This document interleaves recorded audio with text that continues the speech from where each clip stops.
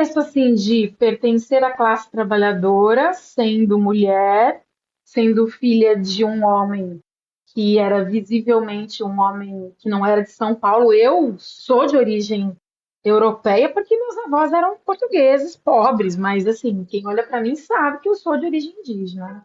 Foi nesse contexto ali que eu entrei na faculdade e virei cientista. Eu sei de tudo sobre o ITA.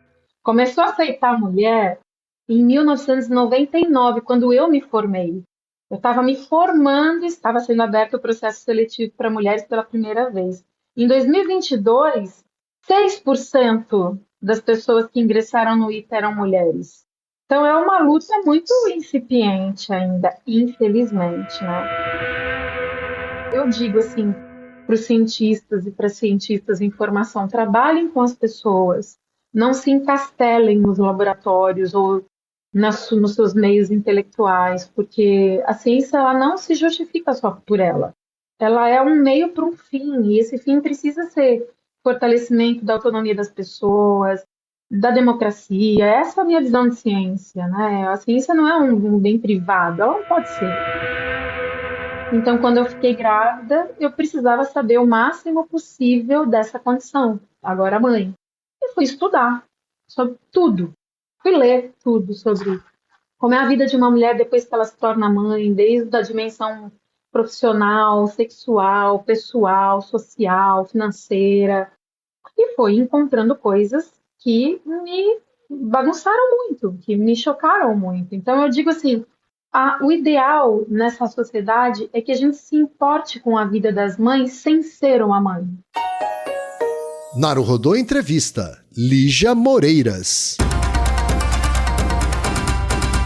Naruhodô Podcast. Você quer apoiar a ciência? Quer apoiar o pensamento científico? Quer ajudar o Naruhodô a se manter no ar? Ouvir os episódios e espalhar a palavra já é um grande passo. Mas existe um outro jeito.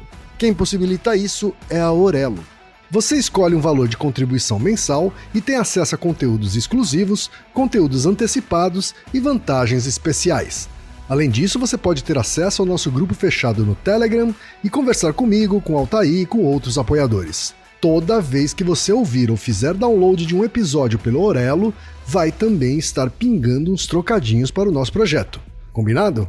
Então baixe agora mesmo o app Orelo no endereço orelo.cc ou na sua loja de aplicativos e ajude a fortalecer o comercial. Tem que ser para todo mundo.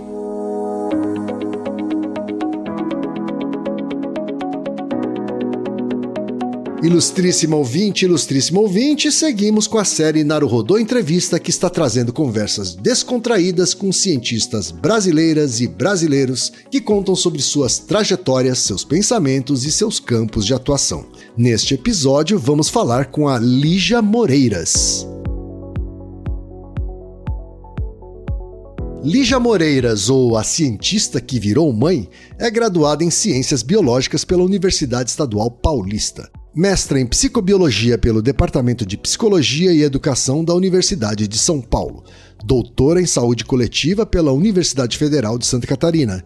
E doutora em Ciências Farmacologia pela Universidade Federal de Santa Catarina.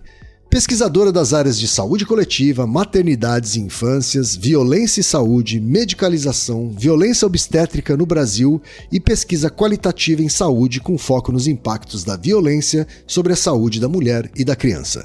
Criadora do projeto Cientista que Virou Mãe, educação e produção de conteúdo, que fica no site cientistaqueviroumãe.com.br, em atuação desde 2010. Atualmente é escritora, consultora editorial, assessora científica, orientadora acadêmica e científica e mentora de mulheres nas áreas de saúde da mulher e da criança, maternidades, vida das mulheres, feminismo interseccional, empoderamento feminino, educação sem violência e infâncias. Coordenadora do curso de pós-graduação em Prevenção à Violência Obstétrica do CESUSC, de Florianópolis, Santa Catarina. Conselheira no Conselho Nacional de Desenvolvimento Econômico e Social Sustentável da Secretaria de Relações Institucionais do Governo Federal. Autora dos livros Educar Sem Violência, Criando Filhos Sem Palmadas, Mulheres que Viram Mães, Criando com Amor em Tempos de Ódio e coautora de Maternidades no Plural. Foi pesquisadora das áreas de neurobiologia do comportamento humano e psicofarmacologia. Foi professora de fisiologia humana e comparada e psicobiologia por mais de 10 anos. Vamos então para a conversa com a Lígia.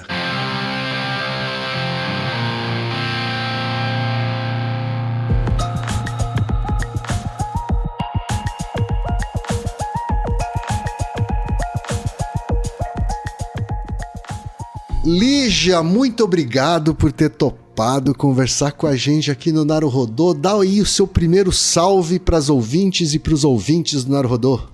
Oi, pessoal, que bom estar aqui. Estou super feliz de poder ter esse papo com o Ken e, consequentemente, com todas e todos vocês também. Obrigada, Ken, pelo convite.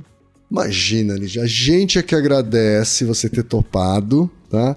E eu vou começar o papo, Lígia, da mesma forma que eu começo com todas as pessoas que a gente entrevista aqui. Eu queria saber da sua origem, queria saber quando você nasceu, onde você nasceu e em que contexto você nasceu. Conta pra gente. Ai, gente, eu amo esse tipo de pergunta, porque eu sou uma pessoa que demorou muitos anos da vida para entender como a história é importante, como é importante a gente saber de onde veio a pessoa, com qual facilidade, dificuldade, enfim, adorei. Então tá, vamos ver por onde que eu vou começar. Eu sou paulista, eu nasci em São Paulo, capital. Paulistana da Gema.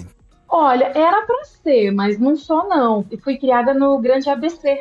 Então, eu nasci em São Paulo, na Zona Norte, a periferia da Zona Norte. Minha família é uma família super misturada, vou explicar tudo direitinho. Meus avós moravam na Zona Norte, ali na Vila Ede.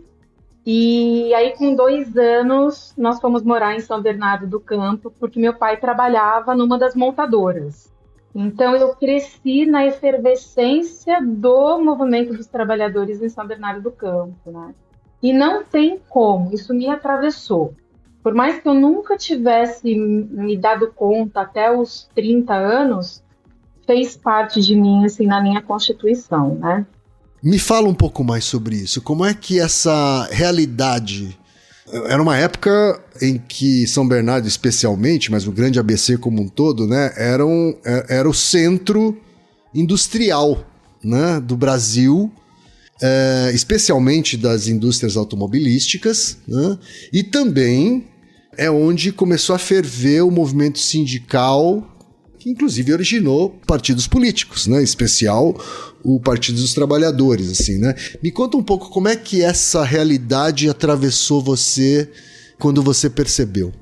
Bom, a gente morava num conjunto habitacional que ficava atrás de uma das montadoras. Então, nos momentos de paralisação, greves, discussões sindicais, eu ouvia do meu quintal. Então, eu me lembro de estar assim, numa varanda que a gente tinha debruçado, ouvindo o que se falava ali.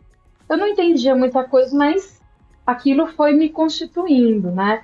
E para uma família que não era uma família rica, era uma família que veio de base pobre, aquilo era muito importante. Por quê? Porque meu pai, né, as pessoas não estão me vendo, mas eu gosto de me descrever.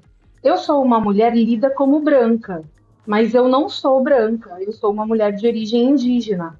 Então, a minha família paterna veio da região de Santarém, no Pará, onde ficam, até hoje, algumas comunidades da etnia Munduruku, né, de onde veio minha avó, meu pai e tal. Então, meu pai foi para São Paulo com 18 anos. E minha mãe é portuguesa, de família portuguesa, mas são os portugueses que vieram para o Brasil fugindo da fome, né? Então, era uma situação pós-guerra muito difícil. E eles receberam a carta e vieram, né? E quando eles vieram, eles foram primeiro ali para Campinas, para a região de Barão Geraldo, onde fica a Unicamp hoje, e depois eles foram para São Paulo.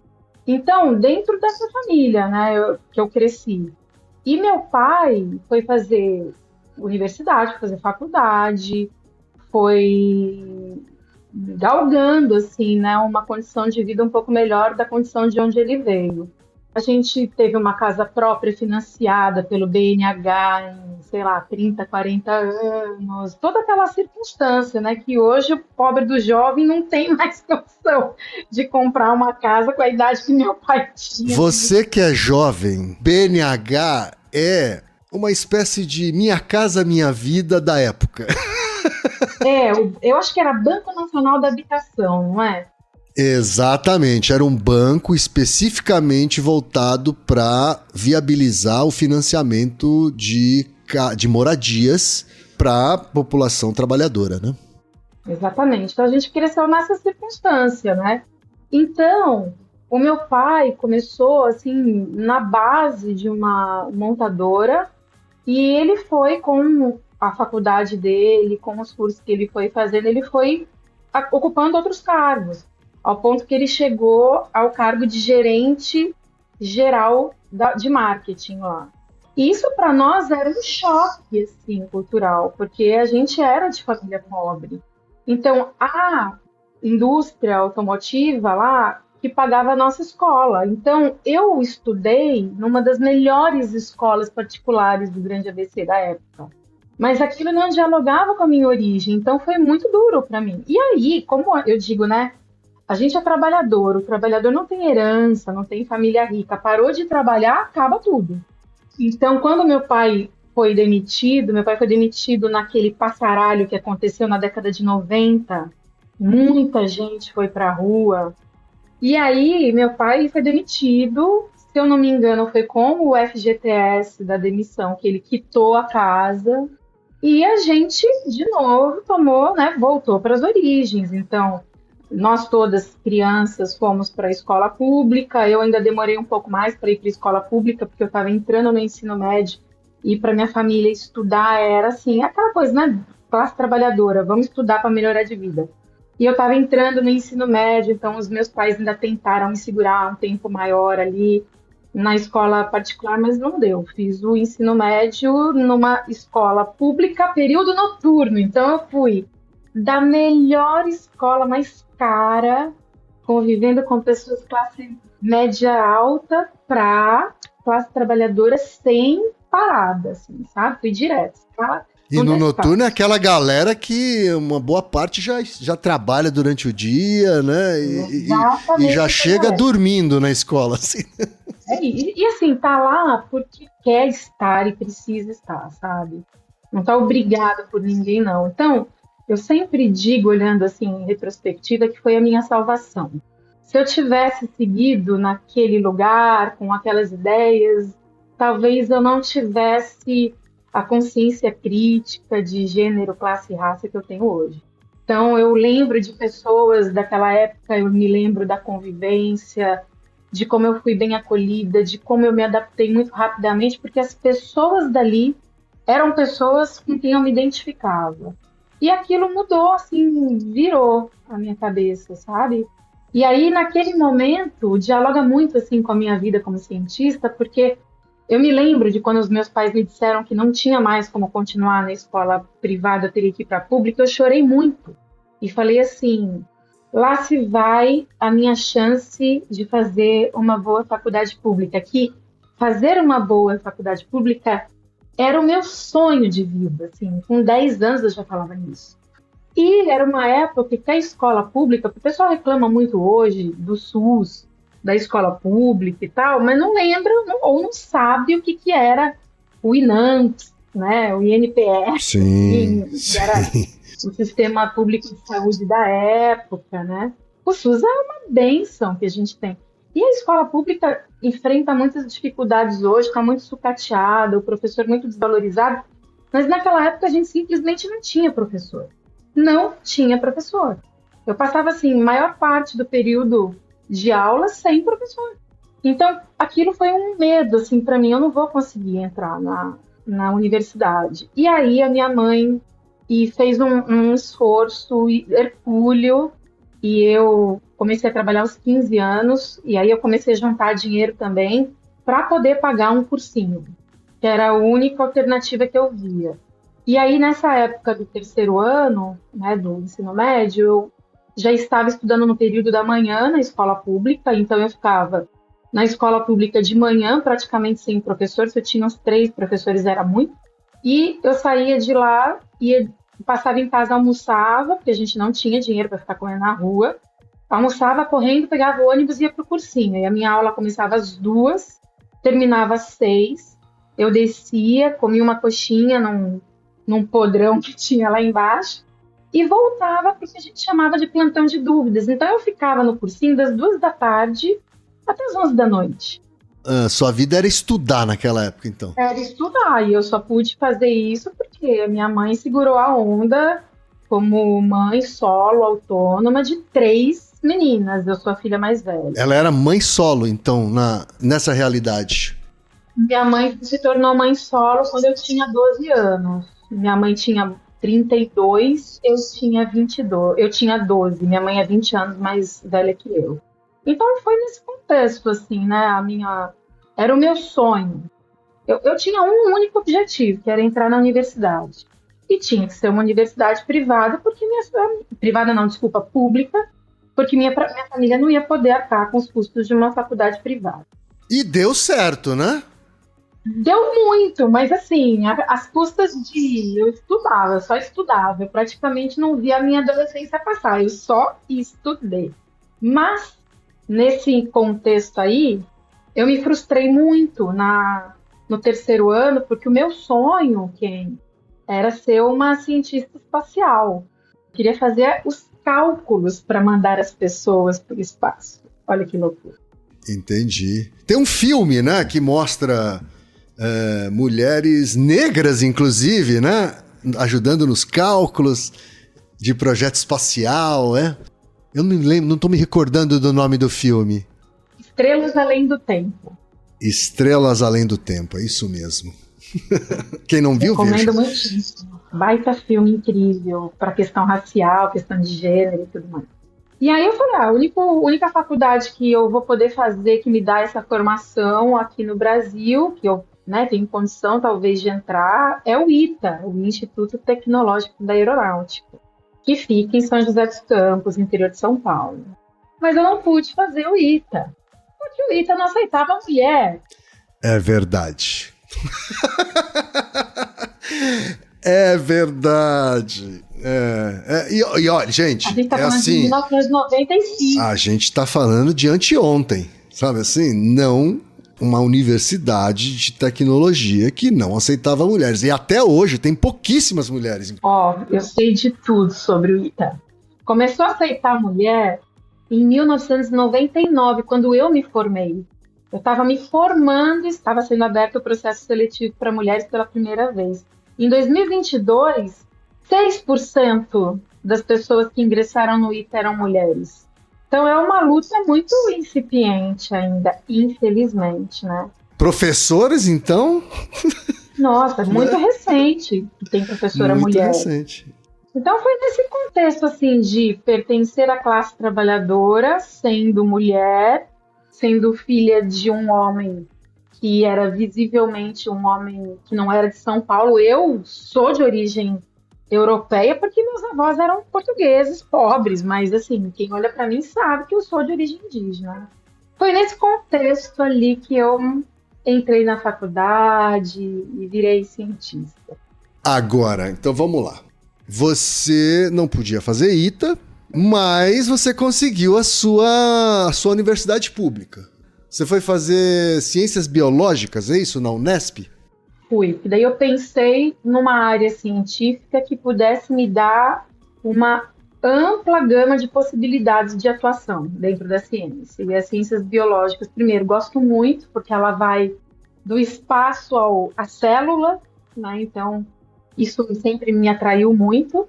E prestei todas as universidades particulares que eram possíveis para a gente, né? Porque eu não ia poder estudar em outro estado, por exemplo. E eu já prestei uma fora do Grande ABC porque eu fui abusada, assim, porque eu deveria ter prestado só as que ficam ali no entorno, né, de São Bernardo, Santo André, São Caetano, Diadema, São Paulo. Mas, assim, não tinha que prestar tudo para dar sorte ali, para ver o que ia acontecer. E prestei uma privada. E aí a privada foi a primeira que saiu o resultado e eu passei em primeiro lugar. E aí a universidade me chamou a minha família e falou, olha, com essa classificação ela poderia ter feito medicina se ela quisesse, mas eu acho essa comparação ridícula. Que assim, como assim? Eu não estou escolhendo ciências biológicas porque eu não posso fazer medicina. E até hoje a gente ouve isso, né? Como se uma carreira fosse inferior à outra. E aí me deram bolsa de estudos, daí 100%, porque eu fui em primeiro lugar, daí eu falei, bom, tá garantido, se eu não passar em nenhuma universidade pública, tá garantida a minha graduação. Mas meu sonho era a universidade pública. E aí começaram a sair os resultados e eu passei em todas. Quando eu passei na Unesp, que eu fui para o campus de Botucatu, eu até conto, assim, no meu capítulo sobre maternidade solo, do meu último livro, eu conto como foi a reação da minha mãe, assim que saiu o resultado, a gente não via na internet, meu povo, porque não tinha. Não. Era jornal, eu acordei cedinho. A gente acordava cedo para ir para a banca, comprar o jornal e checar a lista de aprovados, né? Altamente emocionante. O dono da banca ficava te acompanhando, e aí a banca de jornal ficava dentro de uma padaria. E aí a gente cresceu, ele nos conhecendo lá, né? E aí ele falou, vai menina, senta aí, procura, e se você passou, eu vou te dar uma caçulinha. Nós estamos tendo uma aula de cultura. Uma caçulinha. Que é um refrigerante pequenininho de vidro. E aí, quando eu vi o meu nome, só chorava, assim. Daí ele veio, me deu um abraço, me deu a caçulinha e falou, agora só a dona dele vai contar pra tua mãe. Aí eu subi, contei pra minha mãe. Nossa, minha mãe levantou da cama sem dobrar o joelho, assim. Ela estava deitada, quando eu vi ela estava em pé. E ela saiu pela rua batendo de porta em porta, perguntando se tinha alguém que morava em Botucatu. Para ver se acolhia a filha dela de alguma forma, né? Exatamente, podia ajudar, dizendo onde que era mais seguro morar e tal. Eu era a mais velha, sou a mais velha, era a primeira filha, era muito jovem, eu tinha 17 anos quando eu fui fazer faculdade. Minha mãe era altamente protetora, assim, cuidava muito da gente. Então, era um pavor, assim. E fui fazer faculdade em Botucatu. E quando eu estava lá, começaram a sair os resultados das outras, mas eu já tinha feito a matrícula e falei, vou ficar aqui. Agora, quando você foi para Botucatu fazer ciências biológicas, você já tinha o plano de virar uma cientista, de seguir a carreira acadêmica, virar uma pesquisadora? Você já tinha isso em mente? Desde 14 anos eu já tinha essa ideia.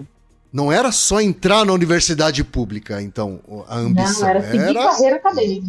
Então, assim, quando eu tinha eclipse, eu pegava compasso e ficava calculando o tamanho da sombra e tentando fazer regra de 3. Meu pai me deu uma breve história do tempo do Stephen Hawking, achando que eu ia me entreter o ano inteiro, e eu li em 2 semanas aquela coisa gigantesca. Assim. Então era uma paixão. Eu converso aqui com vários cientistas, né? E alguns, quando fizeram faculdade, sequer sabiam da possibilidade de uma carreira acadêmica, assim, né? Da onde veio esse seu desejo, assim? Ó, parece brincadeira, mas veio assim, de ouvir por que não, sabe por que não? Sim. Mãe, posso ir não sei onde da festa? Você não pode ir. Por que eu não posso? Porque eu tô dizendo que não. E aí eu falava, por que não é a resposta. Tinha um quê de como é que chama lá? O professor do Marcelo Taz no Castelo Rá-Tim-Bum, né? Que ele falava, por que não é a resposta? Tibúrcio. O professor Tibúrcio, é isso. Ele falava isso, sabe que eu não assistia. Ele falava isso, Por que não ou porque sim não é resposta. Eu sempre entendi que tem resposta para tudo, que a gente hoje, né, com 45 anos, tendo 2 formações científicas, eu entendo que tem coisa que não tem resposta ainda sim. Porque nosso conhecimento é limitado, as ferramentas científicas também, não adianta a gente ficar forçando a barra, né? Então, você vê, eu fui do espaço que é um limite humano de conhecimento para outro limite humano, né, de conhecimento que é o cérebro. Então, tem coisa que ainda é porque sim e porque não, vamos em busca da resposta, mas pode ser que a gente não encontre, né? Então era essa inquietação, assim, do por que isso funciona, como é que funciona aquilo outro. Então, Para você ter uma noção, minha avó pegava galinha para matar, para fazer comida pra gente, e dizia assim: não pode ficar olhando, senão eu não consigo matar ela, ela não morre.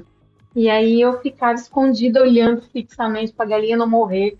E a galinha não morria. Aí eu falava: alguma coisa tem, preciso investigar. Mas aí depois a galinha morria e eu pedia, olha, coisa maluca, né? Eu falava: vó, guarda a cabeça da galinha para mim, porque eu vou estudar o cérebro dela, porque para alguma coisa além de ser comida, essa galinha deve ser Olha só. doideira. Então eu sempre fui assim, de olhar para o mundo, Aham. por que que chove, por que que tem rio, sabe? Aquela criança que inferniza a vida da mãe e do pai, do porquê, porquê, porquê, porquê. É uma criança que a gente tem que responder todos os porquês. Tem um espírito científico ali nela. Então, eu acho que hoje, infelizmente, eu ia falar o nome, né? Mas o principal mecanismo de busca da internet tirou um pouco esse gosto pela descoberta científica. Verdade, deu uma banalizada, né? Eles não vão experimentar, eles vão lá no Google, olha lá, falei, e vão pesquisar como que funciona, não sei o que. A gente ia metendo a mão na massa. É verdade. Então foi assim, acho que desse gosto por saber como é que as coisas funcionam. E falando em ciência, já na graduação, você foi bolsista da FAPESP? Fui bolsista de iniciação científica. Porque quando eu entrei na faculdade, era o sonho do meu avô. Era ver um neto, que os 2 filhos dele não fizeram, né? Minha mãe e meu tio não fizeram faculdade. Então, o sonho dele era ver um neto entrando na faculdade. E eu fui a primeira. Hoje, acho que somos todos, ou se não todos, quase todos fizemos faculdade. Nós somos poucos também, somos em 5. Então, acho que 4 de nós temos faculdade. Mas eu fui a primeira a entrar. Então, meu avô já estava debilitado, acamado. Então, ele me chamou e falou assim: 2 coisas que o vô quer falar com você. Primeiro, o vô vai pagar a sua faculdade. E segundo, você vai levar um pernil por mês congelado para poder comer. Aí eu falei: não, vô, pernil eu aceito, mas não precisa pagar, vô. Eu entrei numa faculdade que é o governo que paga. São os nossos impostos. E ele falou: então pede lá a conta do governo para eu vou depositar todo mês na conta deles. Eu expliquei que não precisava, tá? Que bonitinho. E aí ele falou: então o vô vai pagar o lugar onde você vai morar. E aí ele mandava para minha mãe R$ 250 por mês, que era o preço da minha kitnet. Só que o avô estava doente já estava muito debilitado, e aquilo podia fazer falta para minha mãe. Então, ao longo da graduação, eu fui buscando possibilidades também para aliviar para minha família, porque na sequência vinha minha irmã. E minha irmã também ia fazer o mesmo caminho que eu, e fez. Ela também fez ciências biológicas. Mas eu não podia, minha mãe não tinha como manter 2 fora, já era muito sofrida, era R$ 50 por semana para a gente lá. E aí eu comecei a fazer iniciação científica desde o primeiro ano de faculdade, e aí no último ano, com a professora doutora Mitos Costa, que é minha amiga até hoje, a gente se encontra pelo menos uma vez por ano para se abraçar e tudo mais, eu consegui uma bolsa de iniciação científica para desenvolver o meu 3º projeto de pesquisa. Você se lembra desse projeto aí, com alecrim? Sim, os efeitos neuropsicofarmacológicos do alecrim, do óleo essencial de alecrim. Você sabe que eu não tenho mais trabalho, não está digitalizado, uma pena, mas ela deve ter. É, porque naquela época ainda era na mão, né? Na datilografia, né? Ó, tô sendo injusta. Com o nosso projeto, porque ela conseguiu um projeto temático pela FAPESP e a bolsa também veio, com o projeto eu digo que a gente mobiliou o laboratório, porque o laboratório dela era um almoxarifado que ela ganhou quando ela entrou no concurso. E eu e ela fizemos faxina, limpamos tudo e montamos o laboratório. Então, nesse pacotão aí veio um computador. E como eu era a primeira e única aluna, eu usava o computador lá. Era uma festa, imagina, gente. Fazer levantamento bibliográfico no computador naquela época era um evento. Trim, dan, dan, dan, sabe aquele barulhinho? Era um evento. E o levantamento lá. Agora, com essa decisão, né, essa ambição de ser cientista tão prematura, você logo já emendou com um mestrado, é isso? Já fui direto para o mestrado, mesmo porque, né, pela condição financeira familiar, eu não tinha como fazer um ano sabático, por exemplo, que é o meu sonho. Intercâmbio, né? Um ano de intercâmbio em Boston, né? Ou em... Um ano para eu me encontrar, e não dava. É aquilo, né? A gente tem que ir se encontrando enquanto vai trabalhando, pagando boleto. E aí eu fui direto, prestei no final do meu último ano de faculdade, prestei lá o processo seletivo e passei no mestrado na USP de Ribeirão Preto, no Departamento de Psicologia e Educação, e fiz o meu mestrado no programa de psicobiologia, estudando, de novo, né, continuando a estudar as bases neurobiológicas do comportamento humano e como as plantas que as comunidades tradicionais usam aí ao longo dos séculos influenciam, né, no nosso comportamento. Foi esse o meu trabalho de pesquisa. E você consegue me dar uma palhinha sobre esse estudo, assim, já um aprendizado desse estudo que você se lembra e pode compartilhar com a gente, assim? Eu sei que já faz tempo.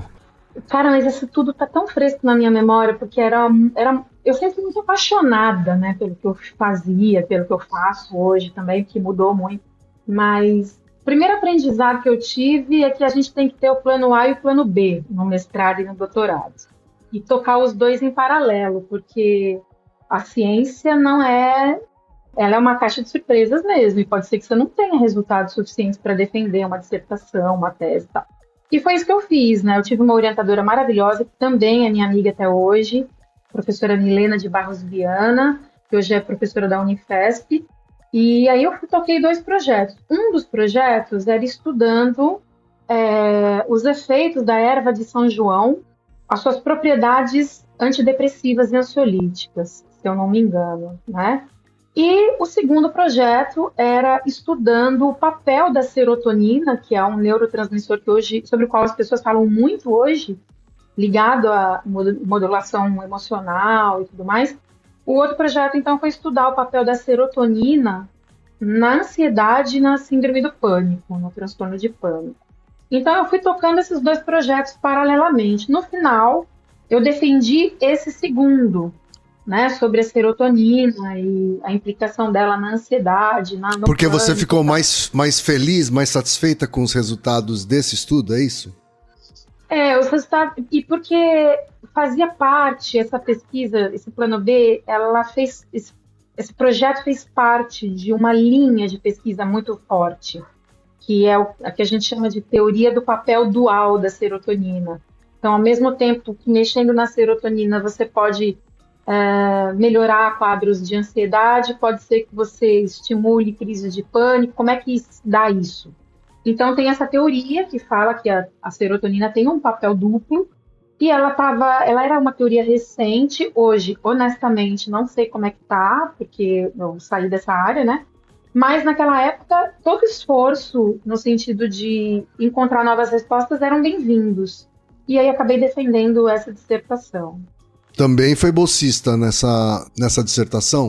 Sempre bolsista, sempre bolsista. Não vou me aposentar nunca, porque eu não tenho tempo de contribuição, porque são 20 anos como bolsista me fazendo a minha formação. O que fica aí uma sugestão de política pública para que o bolsista de iniciação científica, mestrado, doutorado, pós-doutorando, possa contar esse tempo de trabalho aí para fins de aposentadoria. Verdade, também. Verdade. Esse é um debate, inclusive, necessário, assim, né? A carreira acadêmica é um trabalho, né? Se é um trabalho, então, né, ele precisa ser tratado como um trabalhador, né? Exatamente. E aí foi isso, assim, no mestrado. Foram 2 anos também, com uma equipe muito maravilhosa de pesquisa. Eu dei muita sorte na minha formação. Eu só fiz parte de grupos muito bons, de gente muito querida. E logo depois do mestrado, você já começa a sua carreira como professora também, como docente? Como é que foi, assim? Porque tem um hiato entre o mestrado e o seu primeiro doutorado, né? Durante o mestrado. porque a minha orientadora também estava fazendo o doutorado dela, e aí eu entrei para dar aula em algumas disciplinas também, como estágio obrigatório, mas eu gostei da coisa, eu sempre gostei de dar aula. E entre a graduação e o mestrado eu também dei aula para cursinhos comunitários, então eu dou aula há muito tempo. Aí foi a questão assim que me fez entrar em crise com o modelo de ciência que nós temos no final do meu mestrado. Porque comecei a me incomodar com o fato dos dados científicos não chegarem até as pessoas, né? Hoje a gente tem esforços de popularização da ciência, mas naquela época não tinha. Era muito raro, muito raro. Você sabe que lá no início, sei lá, quando eu estava no meu doutorado, meu primeiro doutorado, tinha o Science Blogs. Eu não sei se tem ainda o Science Blogs. Tem Science Blogs ainda? Boa pergunta, boa pergunta. Mas tinha, Mas né, eu esse acho que ainda tem, movimento. acho que ainda tem a rede, pelo menos, né? A rede Science Blogs, Science Vlogs também, assim. É um movimento histórico, porque foi a primeira reunião de gente falando sobre ciência fora da academia. E aí, no final da minha primeira tese de doutorado, o Science Blogs fez um concurso, que era Explique sua tese para sua avó. Que era assim, para você pegar a sua tese e transformar numa linguagem mais compreensível possível, de forma que sua avó, que é de outra geração, duas para trás, conseguisse entender. E aí eu ganhei o concurso. Uau! E aí, Mas você eram você é livros. boa em concurso, hein, Lígia? Eu sou boa. Minha mãe falava que eu não podia prestar exame de fezes que eu passava. Não podia Mas prestar. ganhei o negócio. Até hoje não ganhei o livro que eles iam distribuir. Não sei se não chegou até mim e tal. Então, essa coisa daquilo que a gente pesquisa dentro da universidade chegar para as pessoas, para mim é muito importante, é muito sério isso. Porque aqui no Brasil, quem paga a pesquisa científica são as pessoas. Não são institutos. Os institutos financiam uma porcentagem muito pequena. Então, é imposto.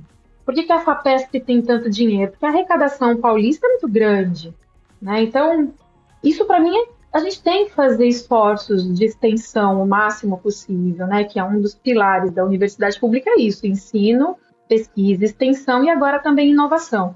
Então, para mim era muito, muito importante dialogar com as pessoas. E aí eu entrei em crise com a ciência no final do meu mestrado. Calhou da gente estar criando ali, um amigo meu estava fundando uma ONG de base paulo freireana para formação continuada de professores, e aquilo foi me mexendo de novo, e fui lembrando de tudo que eu passei no meu ensino médio, e como foi difícil meu ingresso na universidade, e aquilo me tocou. E aí eu fiz uma pausa entre o mestrado e o doutorado, e fui trabalhar com as pessoas, assim, fui trabalhar com formação de professores. E foi muito importante. Eu digo assim para os cientistas e para as cientistas em formação: trabalhem com as pessoas, não se encastelem nos laboratórios ou nos seus meios intelectuais, porque a ciência ela não se justifica só por ela.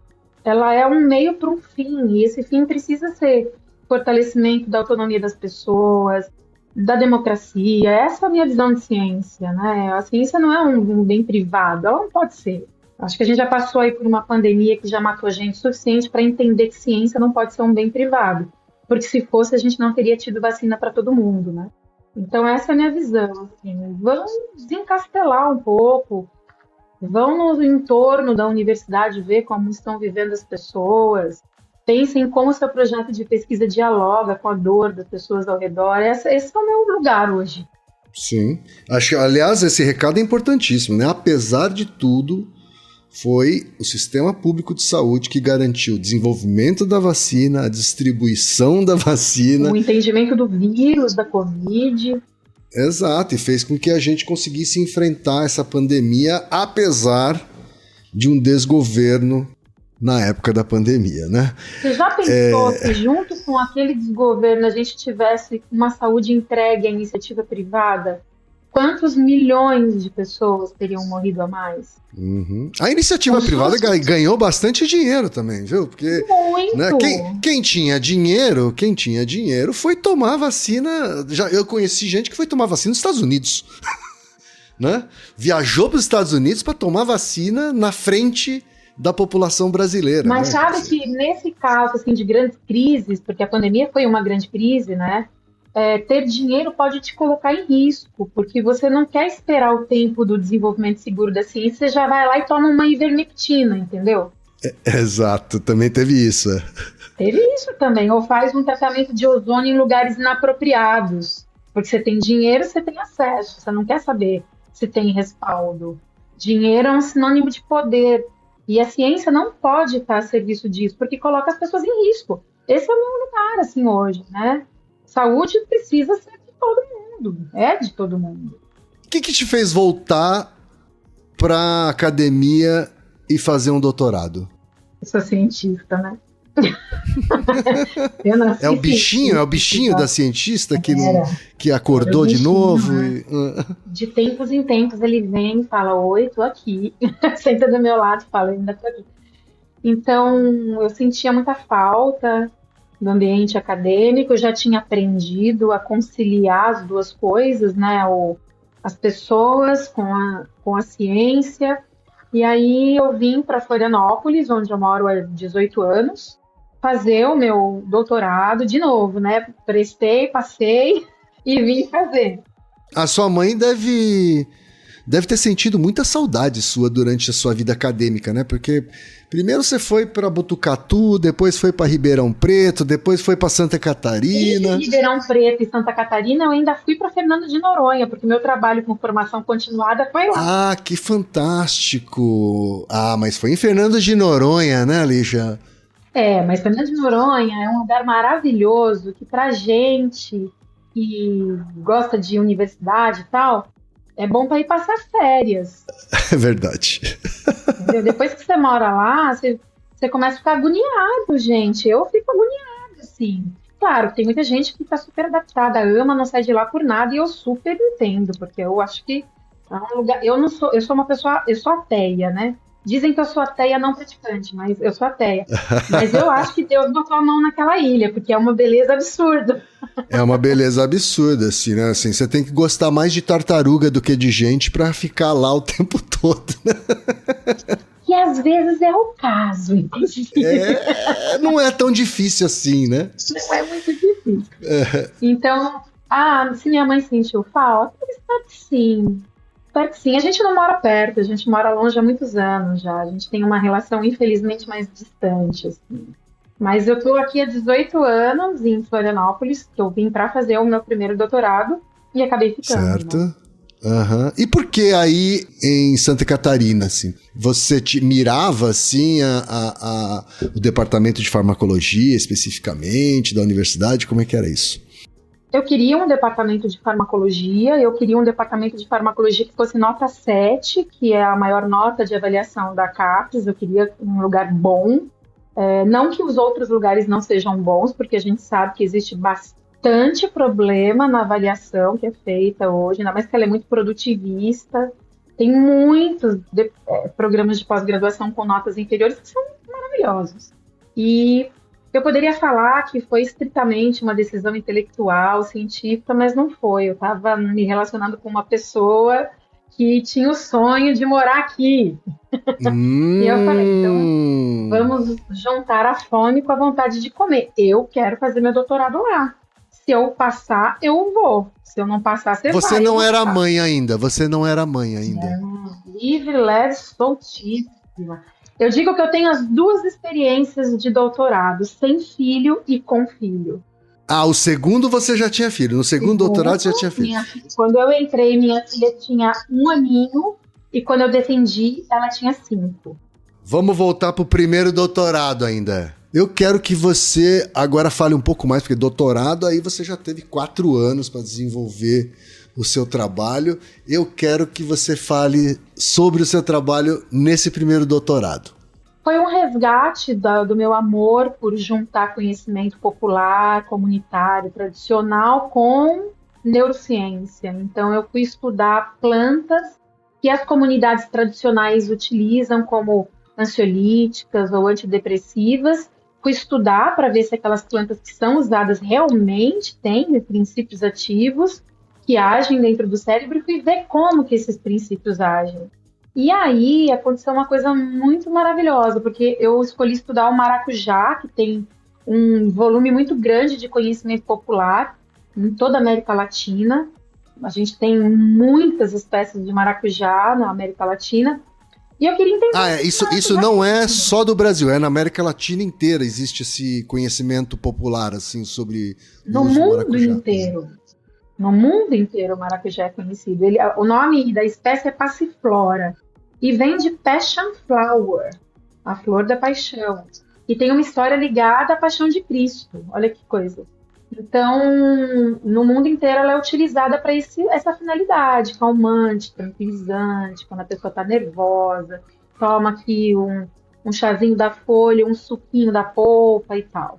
E aí, em todas as entrevistas que eu fazia em todas as comunidades, a espécie que aparecia sempre era o maracujá. E eu fui estudar maracujá de cabo a rabo. Raiz, caule, folhas, a polpa, sementes e a casca.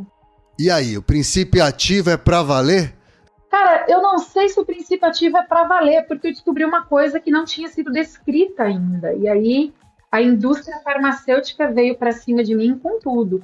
Eu descobri que a casca, que é lixo industrial no Brasil, que a gente joga fora, e as grandes produtoras de suco jogam fora toneladas, essa casca é majoritariamente utilizada para fazer ração para animais, de criação de gado, assim.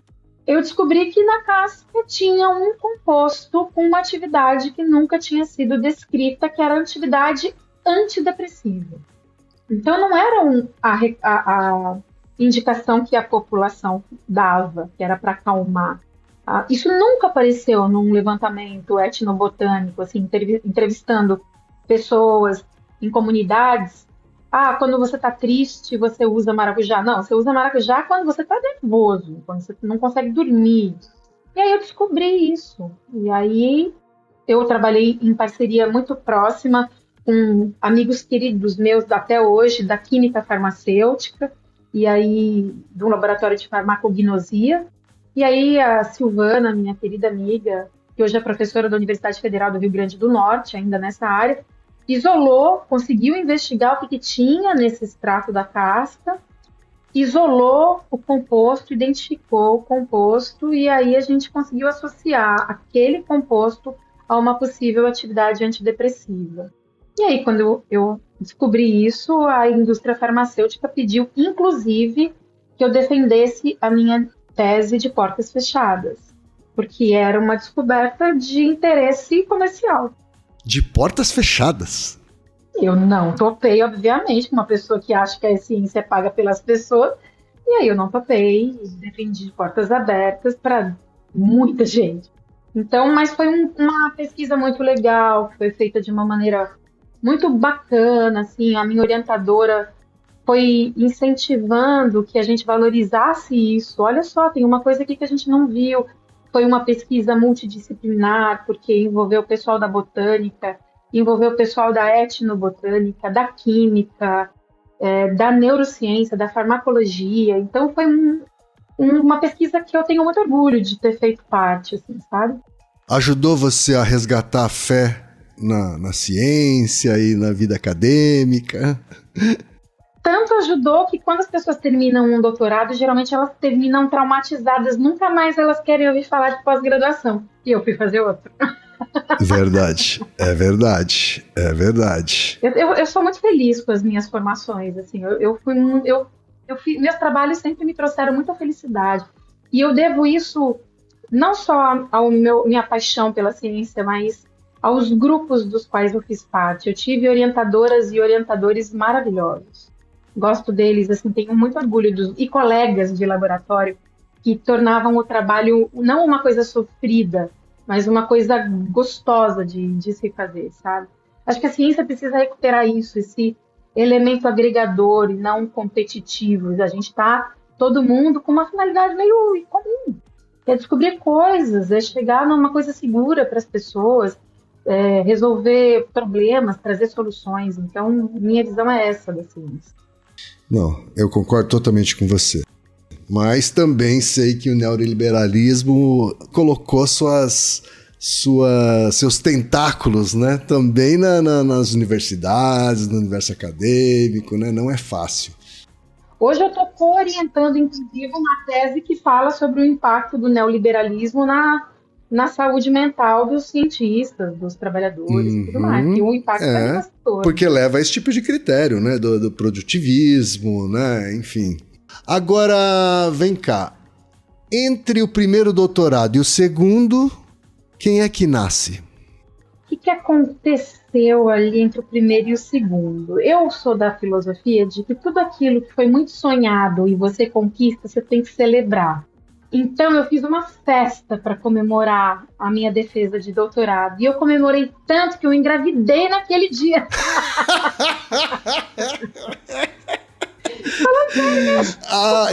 Então a fecundação, vamos dizer assim, foi na celebração? Foi na celebração. Vocês veem que coisa, felicidade. Foi dia 23 de outubro, então eu sei o dia que minha filha foi feita.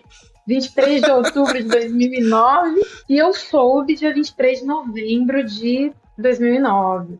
E foi uma gestação não planejada, e eu nunca tinha tido o plano, objetivo, o sonho de ser mãe, porque nos meus sonhos eu só tinha um, que era ser cientista, né?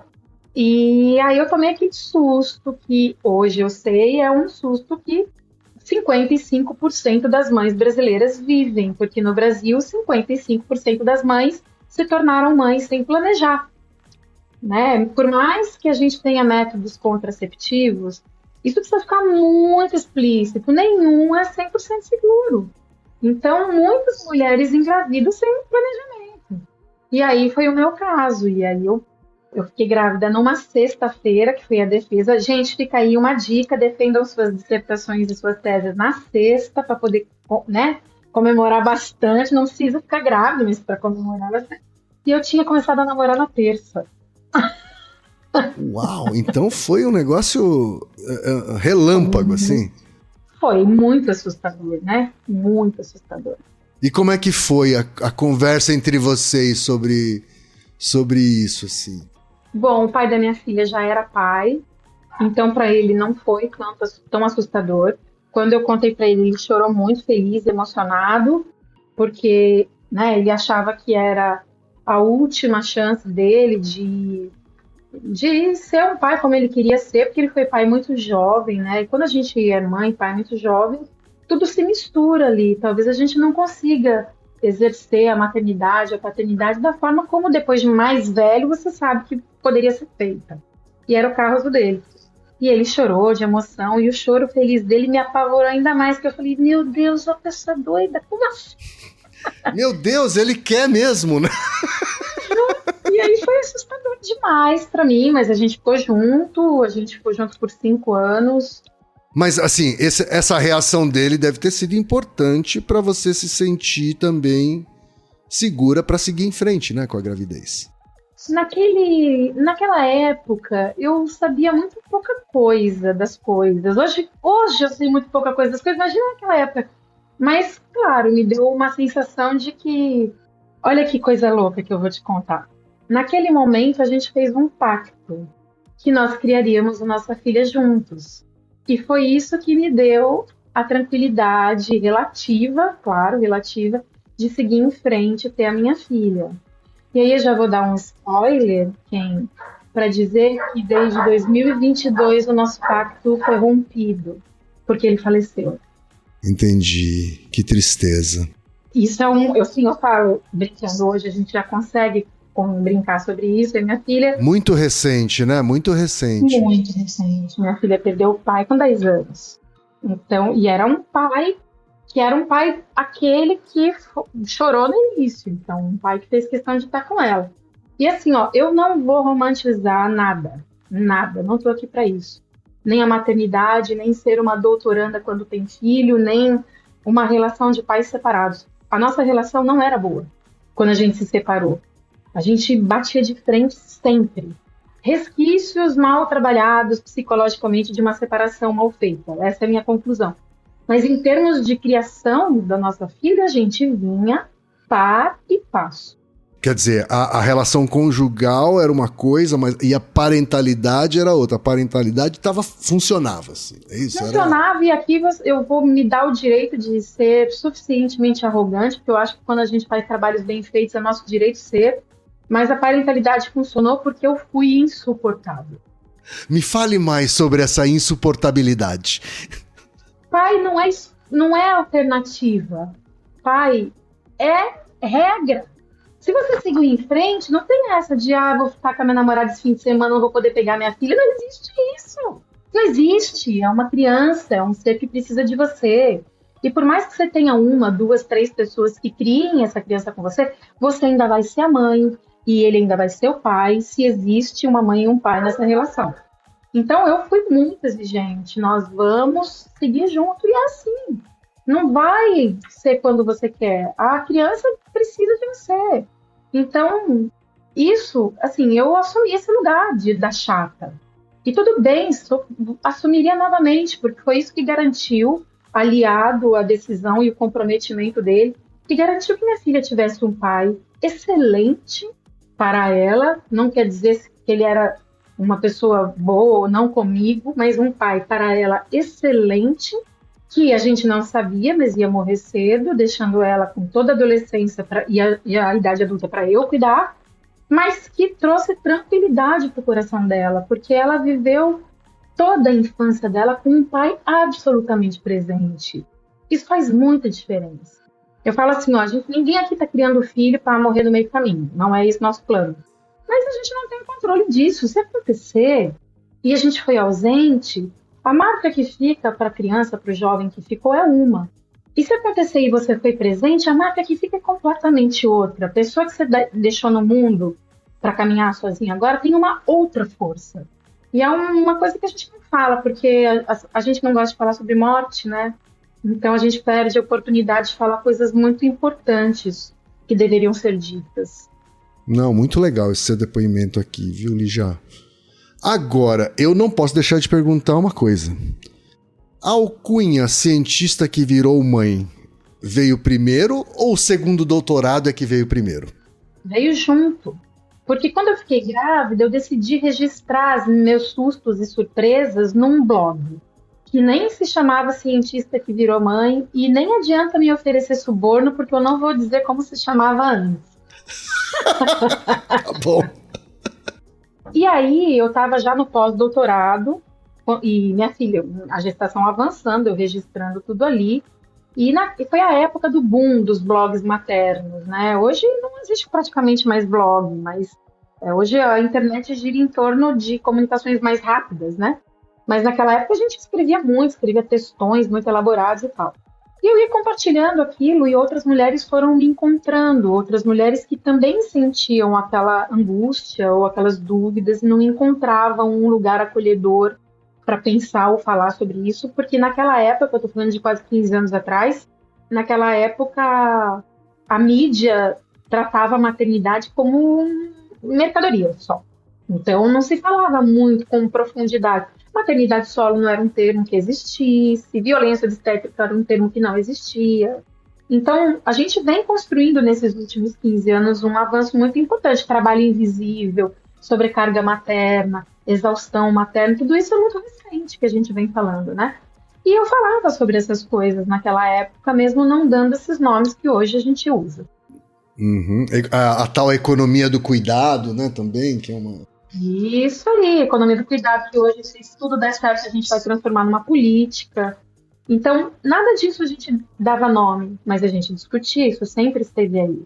Então, essas mulheres que se sentiam muito solitárias acabavam me encontrando e outras blogueiras de maternidade daquela época e se sentindo acolhidas. Então, eu era anônima, eu tinha medo da internet. E aí, quando eu via, tinham 250 visualizações num dia para um texto anônimo falando sobre vida de mãe. E era a vida de mãe fora da caixa, assim, fora do mainstream. Era uma coisa assim, Onde criança dorme? Aí as pessoas respondem berço. Pode ser que não. Não tem só isso. Como que a criança se alimenta? Mamadeira, será? E a amamentação? Como é que a gente carrega a criança? No carrinho. Será que não temos outra opção em que a criança fique mais perto da gente? Então eu ia em busca dessas coisas, assim, mais diferentes. E como eu sou cientista, para as coisas que eu falava, eu ia em busca de referência científica. Então era muito difícil as pessoas contra-argumentarem. O contra-argumento era, comigo é assim. E aí foi um trabalho de mostrar que o que a gente está fazendo pela saúde das pessoas não pode ser o comigo, tem que ser o com a gente. Que a saúde não pode ser individual, ela tem que ser coletiva. E aí eu fui gostando de compartilhar essas ideias, o blog foi crescendo, e aí um dia eu me assumi como uma cientista que virou mãe. O nome veio da experiência lá da década de 90, lembra que eu falei? Sim. Que foi o seguinte, naquele passaralho que eu contei, que meu pai foi demitido, as famílias se destruíram, porque foi todo mundo de um salário que recebia mensalmente para o desemprego. E muitos homens ali com seus 40 anos também ficaram desempregados. E hoje a gente vê um reposicionamento profissional de homens com 40, de mulheres com 40, com 50, com 60, mas naquela época não era assim. Então gerava uma angústia muito grande. Será que a gente vai se recolocar? Não vai? Como é que eu vou sustentar minha família? E meu pai entrou num processo depressivo muito grande. Não sei se por medo de voltar para pobreza, de onde ele veio, eu não sei, né? Cada um vive a sua dor íntima lá. Mas naquela época, um homem que havia sido demitido também, nesse passaralho, resolveu montar uma banquinha no contraturno da madrugada, na mudança do turno da madrugada das montadoras, de uma das montadoras. Ele montou uma mesinha onde ele vendia café, suco, pão para os trabalhadores que saíam do turno no meio da madrugada e aqueles que entravam. E ele começou a crescer ali. Ele começou a crescer. A última notícia que eu tive, ele já faleceu, mas a última notícia que eu tive é que tinha virado uma franquia que tinha loja, inclusive, na Avenida Paulista, que se chamava O Engenheiro que Virou Suco. Ah, me lembro. Você se lembra? Me lembro. O Engenheiro que Virou Suco, lembro.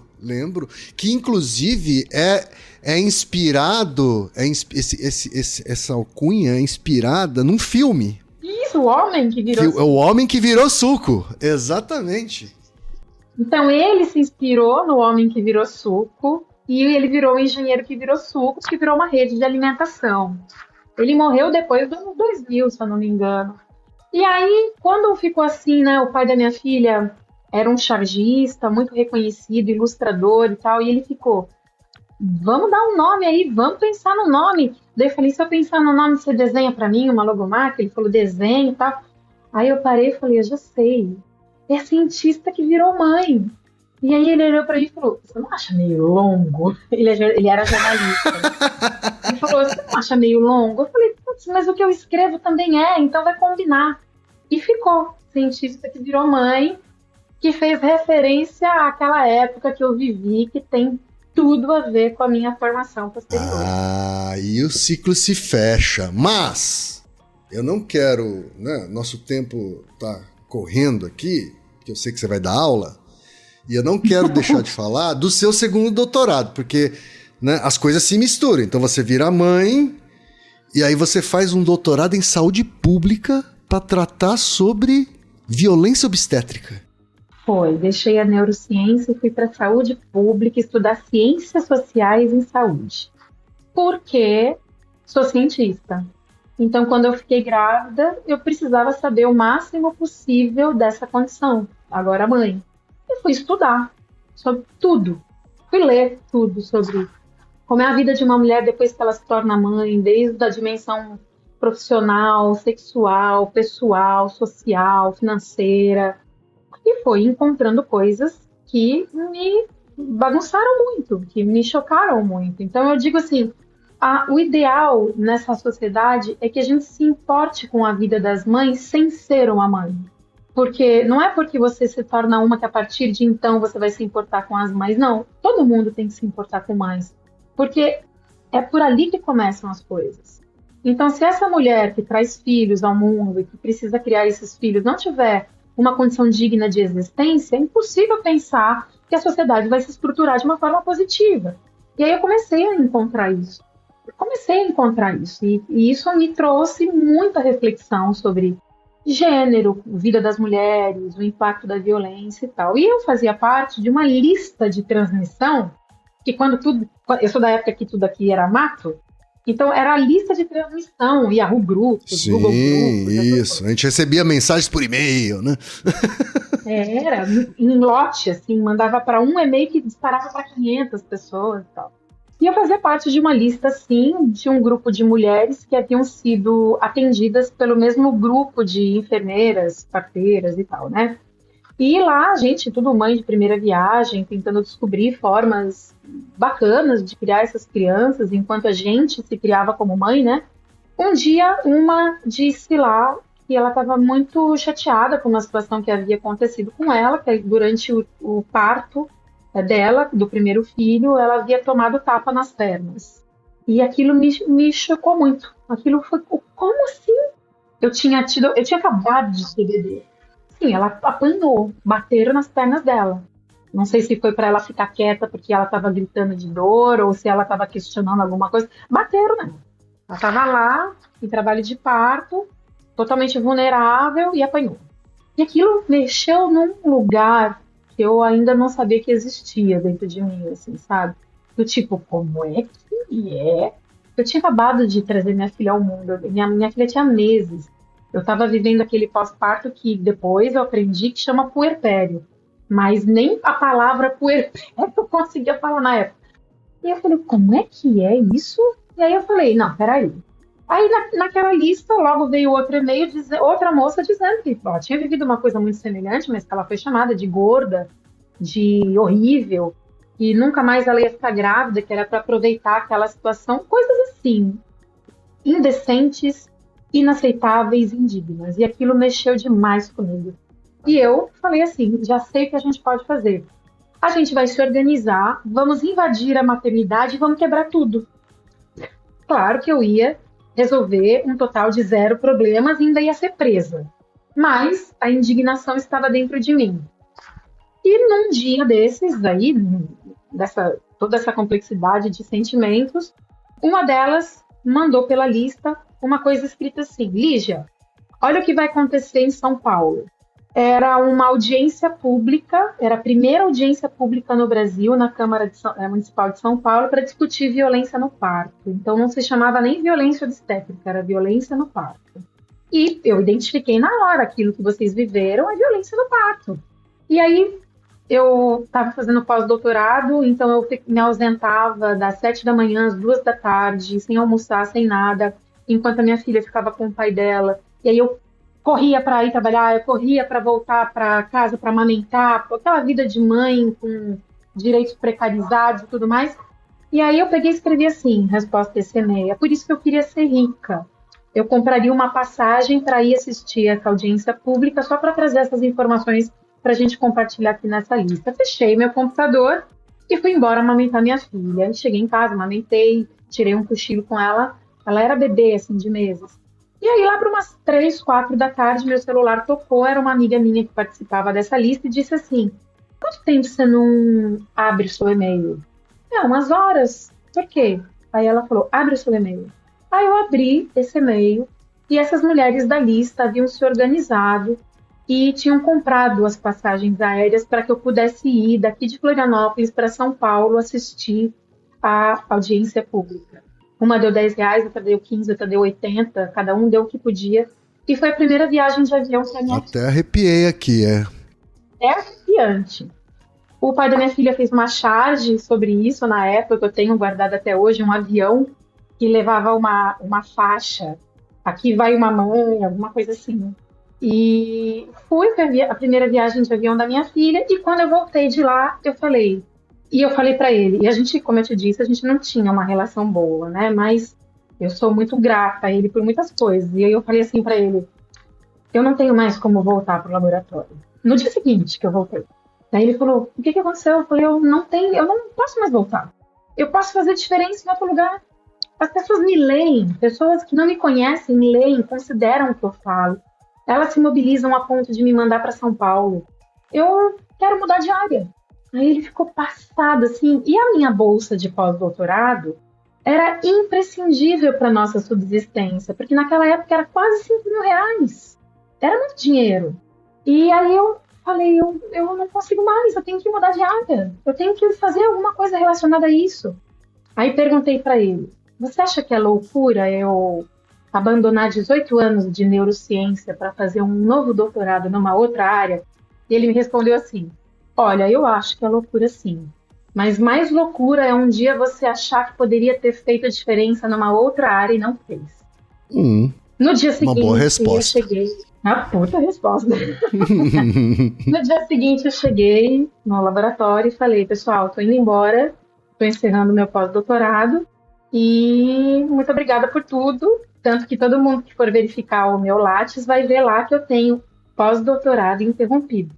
E falei, no e aí, ano em que você começa o seu doutorado. O seu segundo doutorado.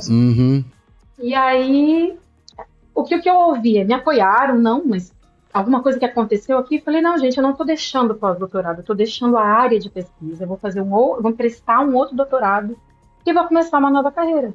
Bom, a mãe com bebê novo, o que você acha que eu ouvi? Você não está com depressão pós-parto?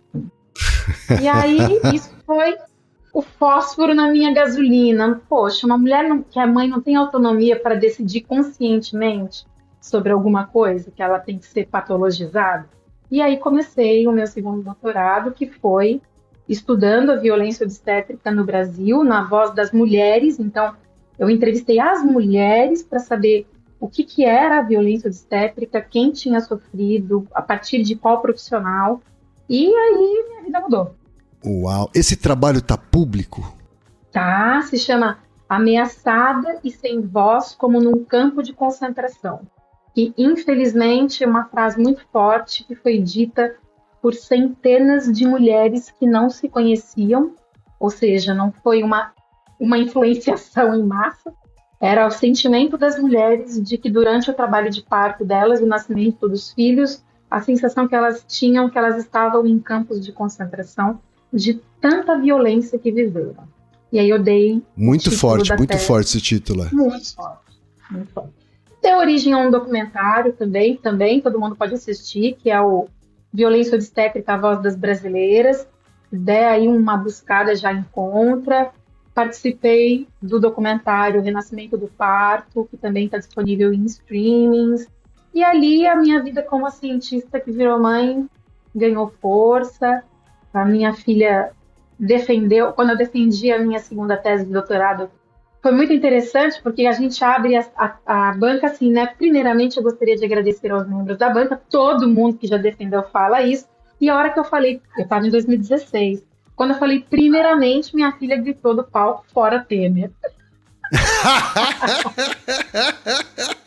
E foi a coisa mais linda. Eu falei, é isso aí, tô criando uma criança. E ó, no final da tese subiu o palco comigo, estava lá junto com a mamãe, defendendo a tese da mamãe. Sobre esse seu segundo trabalho de doutorado, né? Sobre esse trabalho especificamente de violência obstétrica e a vivência que você teve com mulheres que sofreram isso, né? Você terminou esse doutorado em 2016, então eu imagino que você vem atualizando esse seu conhecimento, né? Sobre não só sobre maternidade, mas também sobre a violência obstétrica. O que é que você acha que é a solução para isso, assim? Porque eu já ouvi e li, inclusive, que a classe médica, boa parte da classe médica, e vamos ser francos aqui, uma grande parte da classe médica, ela é mais conservadora do que progressista, e eu ouvi que essa parte da classe médica, especialmente a parte institucional, tá querendo banir essa expressão, violência obstétrica, pra tirar a culpa, provavelmente, dos médicos. Porque se é uma violência, então existe um agressor. Pois é. Por que te incomodaria se você não fosse um? Exato, não. É o chapéu cabendo, né, assim, na cabeça de quem quer acabar com essa expressão porque, né, enfim, vestiu a carapuça do agressor, né? O que é que você acha que é o movimento mais importante para a gente, eu não digo eliminar, mas pelo menos minimizar essa violência que as mulheres gestantes sofrem no parto? Porque o Brasil é um campeão o Brasil é um campeão de cesáreas, provavelmente um campeão de cesáreas desnecessárias, e provavelmente também um dos campeões de violência obstétrica, né? Então, desculpa, o que você acha que te deve fazer para mudar isso? Olha, quem não tem uma resposta única, muito infelizmente. A gente tem que atuar e atacar várias coisas ao mesmo tempo, e por isso é tão importante que a gente esteja em espaços muito diferentes. Então, por exemplo, a gente está falando de violência obstétrica há 14 anos. Com o nome violência obstétrica aqui no Brasil tem 14 anos. Talvez um pouquinho menos, talvez 12 ou 13. E desde o início a gente ouve isso, a classe médica vai proibir o uso do termo. Não estão fazendo um bom trabalho, porque faz 13 anos que a gente usa. Então, assim, não vai acabar. E não é uma coisa que fala assim, vamos acabar com o termo violência de gênero. Pode fazer o que você quiser. Não vai. Não é teu patrimônio privado que você vai dizer quando um conhecimento existe, quando não existe. Aliás, cada vez que vier com uma tentativa de apagamento, a gente vem mais forte. Eu acho que deu para ver isso nos últimos anos já. Então, são coisas múltiplas. A gente tem que melhorar. E por que eu acho que dentro da categoria médica isso não vinga? Porque a própria categoria médica vem mudando ao longo desses anos. A gente tem profissionais da saúde totalmente comprometidos com a mudança da qualidade da assistência ao parto. A gente tem muita enfermeira obstetra, muita parteira, muita obstetriz, muito médico, muita médica, trabalhando pela mudança desse cenário. Então, ainda é a minoria? Ainda, mas já é uma quantidade muito maior do que no início. Além disso, a gente já levou essa pauta para a política pública e não tem como retornar. A gente já passou do ponto de retorno. A gente já tem legislação estadual, a gente tem uma legislação federal que agora está avançando, vai avançar, porque hoje, felizmente, a gente tem uma bancada na Câmara dos Deputados muito forte de mães, né? E eu digo assim, a prova de que a maternidade é uma revolução é que cada uma das deputadas que está em Brasília, quando engravida, começa a defender pautas que dizem respeito à vida das mães. Neste momento, eu acho que a gente vai engrossar mais esse coro, porque a Fernanda Melchiona anunciou uma gravidez. Cada uma delas, que são essas combativas, que trabalham por políticas públicas que visam cuidar das cuidar das mulheres, cada uma delas, quando vira mãe, pauta. Uhum. Pauta o cuidado, pauta os direitos, pauta tudo que diz respeito à vida de uma mãe. Então, a gente já levou essa questão para a política pública. Então, é uma mudança muito ampla. A gente tem que mudar a educação médica, que não pode ser centrada no poder do médico, e sim no cuidado das pessoas. A gente tem que mudar a visão dos corpos das mulheres como propriedade coletiva, e não é. Você não pode chegar num corpo de mulher e fazer o que você quiser. E a gente tem que entender também que a medicina não é um poder, e quando ela se torna um poder, ela violenta pessoas, e não sou eu que estou falando, Michel Foucault fala disso há muitas décadas. Então, é um conjunto. A mim, o que cabe, né, nessa luta aí? Ajudar as mulheres a acessarem informação, mostrando como elas têm direito de serem atendidas, o que é aceitável, o que não é.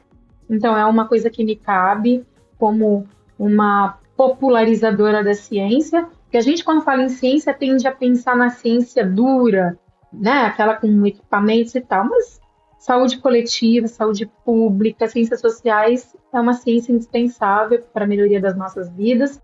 Então, para mim, cabe a informação chegar até as mulheres, cabe contribuir para a mudança da formação. Então, nesse momento, eu sou coordenadora do primeiro curso de pós-graduação em prevenção à violência obstétrica, que tem advogadas cursando, tem enfermeiras, tem psicólogas, assistentes sociais.